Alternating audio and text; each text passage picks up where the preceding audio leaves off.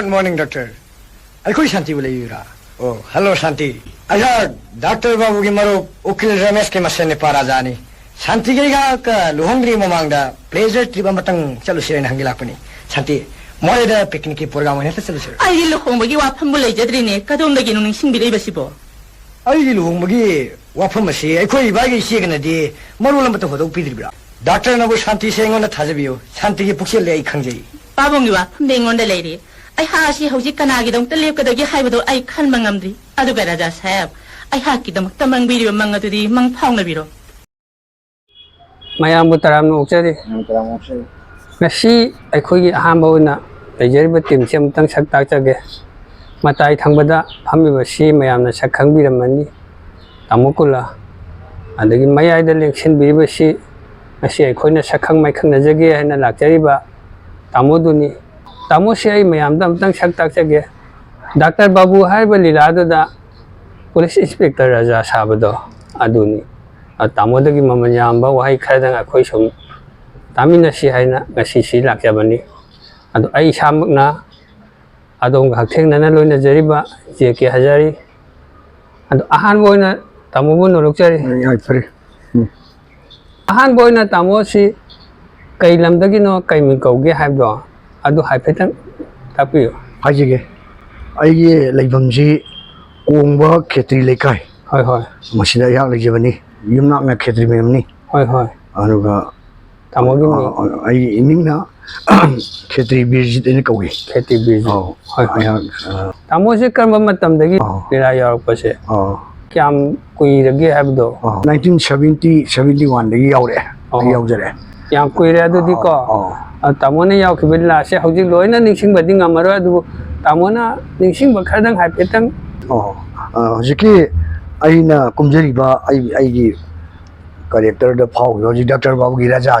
Oh, she did Mammiam, Mammiam Sali, I cast the Timothy. Kanogia Koye, Atopa, I Murumagi Casni, Marxi Lactana, Bukauda, Ipanamagi Sanagadava. Mother Ipanamagi Sanagada Handuna, Mayaki Bishaga Pibiramo, I issue Nupa, the Dinota, Mangolo, Sanagadurini, Mayaki Bishaga, May Bishaga and Biramo, Sacha Commissar and Biro and High. Anjina. Some of the Raza Saga, Mishi Latre, but command on in Mayamzi, Makoma.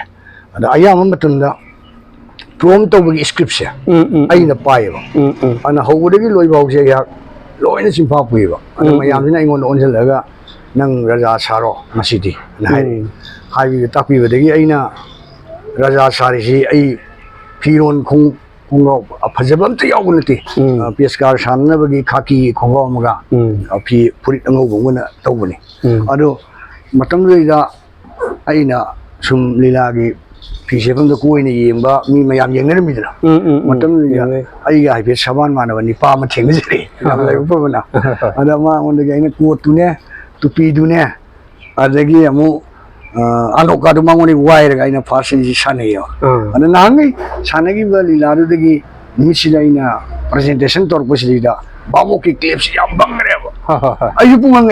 I just Mazia Male, Chanagi from the Hajigeva, Kanani, Goye, Ilima, Pukawi Ilima, Tonga, Latoga, Makadam, and a pass of woman now. Machinani, or you book of the Parsana, and the Parsana. Adu Lugadi, Nongalaga, Ishikada, Miami, Pashai, and Avada, Lupa, Kun Yeni, and I wonder Nangi Piron, too wrong as in the Mochilo, and Mayam in Sadi. I did cast Nateva. I am Pasi, I got a heroine Chava saying, I'm a bit savage in the Moshi, come to away. I want a bit Saraga, I couldn't go on a heroine Sadino, hero Sadino, Gavi vocal. I do when a Kanjaragashu, Zagi. Director Singi Moy direction ko. Adagi Pajaba and stars in a collection to Putopanina. Yam appreciation Tangi. Yam Mammy Chakil and show Chambi Matasanagi. Sanang. And I get last Villa Lord Pasika, Sumana, La Pasina Lanpuri Pukulina. I go ye. I can't to Yaman Eva. Jarajan to Jam, even Lampungi Punko. Sakti party, not Sanabani. Sanabani.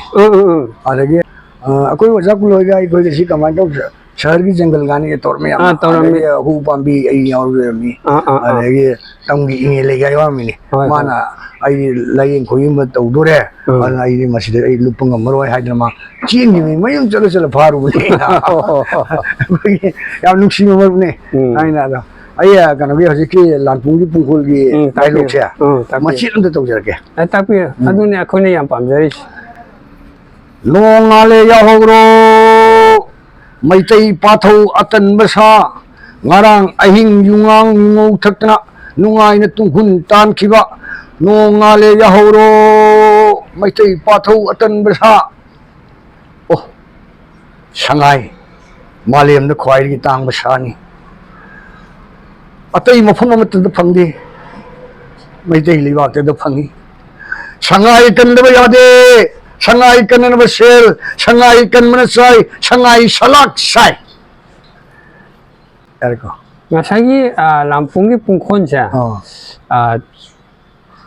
khoigi maitai ahan jira tamon asa thawan jawana ni देखिए doctor बाबू ने गाड़ी मणिपुर वासक बचा English में वासक बचा इन यहाँ लाले अब ये ओ टेकिंग तो बचा I will speak the truth hold the truth nothing but the truth so help me God क्या वासक बचा आई या सुबह दा जगह नहीं आराम में मत आई जरोय शोन संबिशन हाई बचा इंग्लिश में सही नहीं मतलब yang nungai tamoje hanagi naha oringai khonje doji phawaleng dana dum leirammi ko adu tamona khoi speaker सागी बैदो मधुदगी डायलॉग मतेम तंग लौखन पियो हो यानी यानी हेलो शांति अखोनी लुहोंग्री ममांगदा मोरेदा प्लेजर ट्रिप अमतंग चलुसे ब्रो ए कदुम नो हाइबिरी सिबो हाइबिरी वाफम से अखोगी इबाइगा डॉक्टर गा पाव फाउने दिब्रा फाउने दे नबाई लामे अदुरदी खंगनी आइबु मयाम ममांगदा चोफनबा आई माग मथक लमन खुंगनी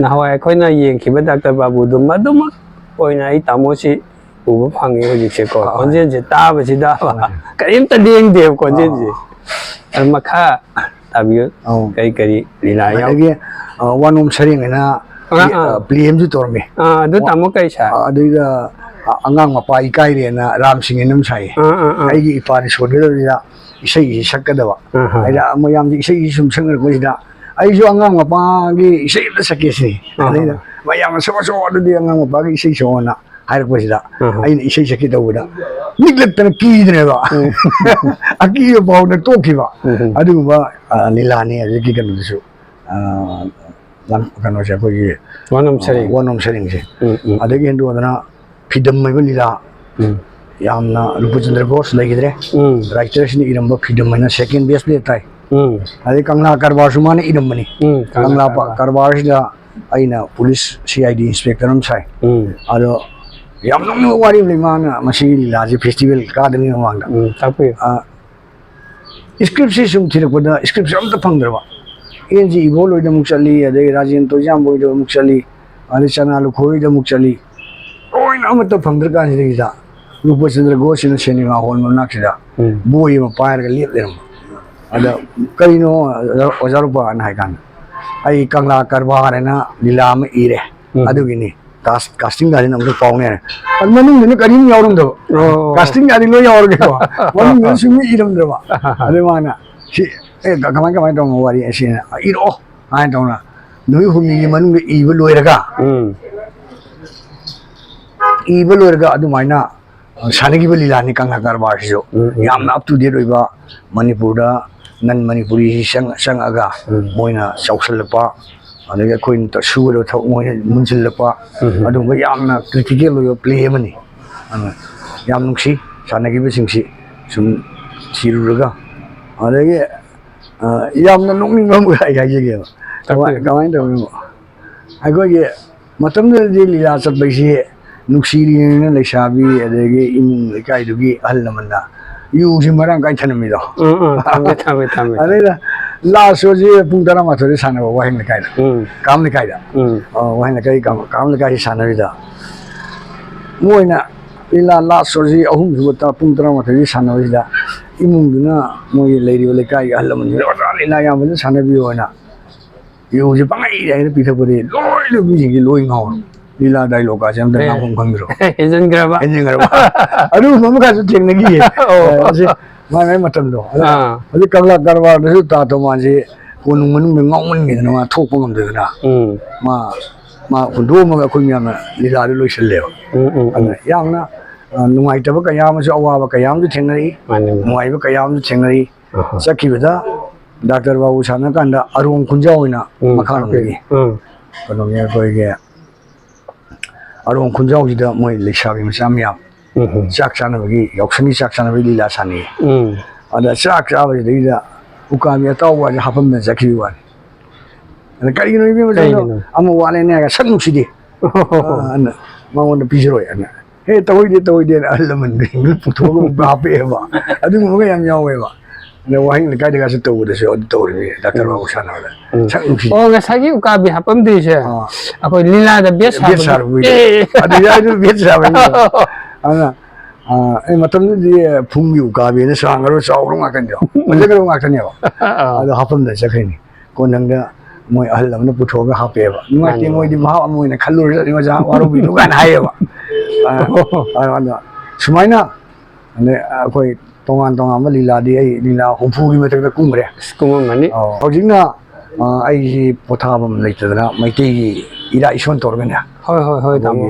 puya gi wari liba ira ison towa are lan thormi wari towa Hoi.